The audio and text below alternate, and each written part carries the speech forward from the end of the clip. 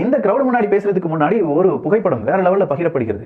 அமர் பிரசாத் ரெட்டி அவர்கள் ஒரு கதவை சாத்துற மாதிரியும், அந்த பக்கமா சீமான் அவர்கள் உட்கார்ந்து இருக்க மாதிரி, இந்த பக்கமா அண்ணாமலை அவர்கள் உட்கார்ந்து இருக்கிற மாதிரியான புகைப்படம்.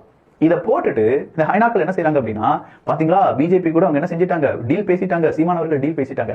அடே, அது எஸ்ஆர்எம் யூனிவர்சிட்டியில பேச்சு போட்டி ஒன்று நடந்துச்சு. அந்த பேச்சு போட்டியில யார் யாருக்கு பரிசு வழங்க வேண்டுமோ அவங்களுக்கு பரிசு வழங்குவதற்காக 2 தலைவர்களை கூப்பிட்டிருக்காங்க. ஒன்னு சீமான் அவர்கள், இன்னொன்னு பாரதிய ஜனதா கட்சியினுடைய மாநில தலைவர் அண்ணாமலை அவர்கள், இப்போதைய மாநில தலைவர் அண்ணாமலை அவர்கள். இதுக்கு முன்னாடி நேற்று நடந்த நிகழ்வில் திமுக காரங்களும் இருந்தாங்க, காங்கிரஸை சார்ந்தவங்களும் இருந்தாங்க, நிர்மலா சீதாராமனும் இருந்தாங்க. இதெல்லாம் உங்க பார்வைக்கே தெரியலையாப்பா அப்படிங்கிற ஒரு கேள்வி இருக்குல்ல. தமிழக வெற்றி கழகத்தினுடைய தொண்டர்கள், உறுப்பினர்கள் புரிந்து கொண்டால் உங்களுடைய அரசியல் மற்றவங்க அரசியல் மாதிரி ஒரே மாதிரி இல்லாம கொஞ்சம் வித்தியாசமா செய்யுங்கப்பா. இந்த மாதிரி வெட்டி ஒற்ற வேலை, தேவையில்லாத புகைப்படத்தை பரப்பி ஒரு அஜெண்டாவை பரப்பக்கூடிய வேலை, மிஸ்இன்ஃபர்மேஷனை பகிரக்கூடிய வேலையை ஏகப்பட்ட அரசியல்வாதிகள் செஞ்சுட்டு இருக்காங்க.